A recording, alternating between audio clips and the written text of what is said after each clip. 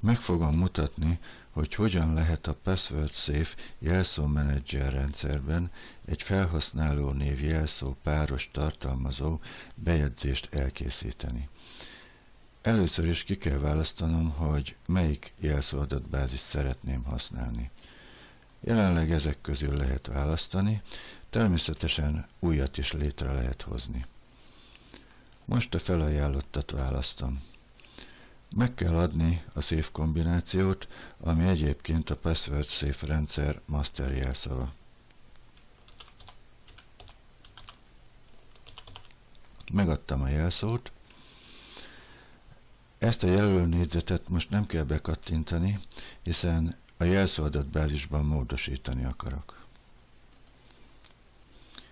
Megjelent a munkafelületem. Lehet látni, hogy a felhasználó név jelszó párosaim egy struktúrába vannak elrendezve. Ennek 3 fő része van, az egyetem, a kórház és az otthon nevűek. Most az egyetemi részbe szeretném a Neptun rendszer elérését segítő felhasználó név jelszó párost rögzíteni. Ezért most ezt a csoportot választom. A szerkesztés menüpontot kinyitva a bejegyzés hozzáadását kell választanom.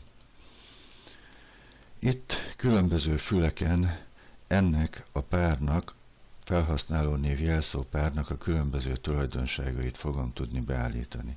Itt látszik, hogy melyik csoportban lesz. A címét megadom. Ez a Neptun lesz. Az alapértelmezett felhasználó nevem már itt látszik is. Jelszót beírni is lehet, de sokkal jobb, hogyha generálok, ekkor kifinomult algoritmusokat fog használni a rendszer, ráadásul meg is tudom nézni, és ha nem tetszik, akkor másikat is generálhatok. Sőt, a jelszó szabályt módosítva erősebb jelszót is beállíthatok a jelenleg 12 hosszúnál.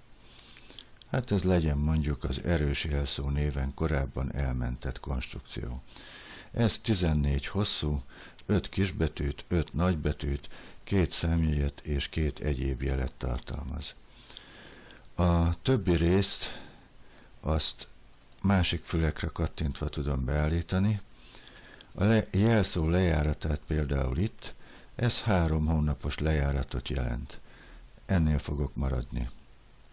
A további fülön be lehet állítani egy fontos dolgot, ez az autógépeléssel függ össze. Ez igen meg tudja könnyíteni majd a bejelentkezésemet. Most maradok az alapértelmezetnél, hiszen az itt látható parancssorozat azt mutatja, hogy ez úgy fog működni, hogy először be kell írni a felhasználó nevet, megnyomni a tabulátort, beírni a jelszót, végül pedig megnyomni az Entert. Az elemi részben még van egy fontos dolog, hiszen ide, ha automatikusan akarok bejelentkezni, akkor be kell írnom, hogy hol található ez a Neptun rendszer. Ezt legjobb, hogyha a rendszert megnyitottam, onnan átmásolom ide az URL-jét. És ezzel tulajdonképpen készen is vagyok, elmentem. Itt látható, innen majd nagyon könnyen be tudok jelentkezni.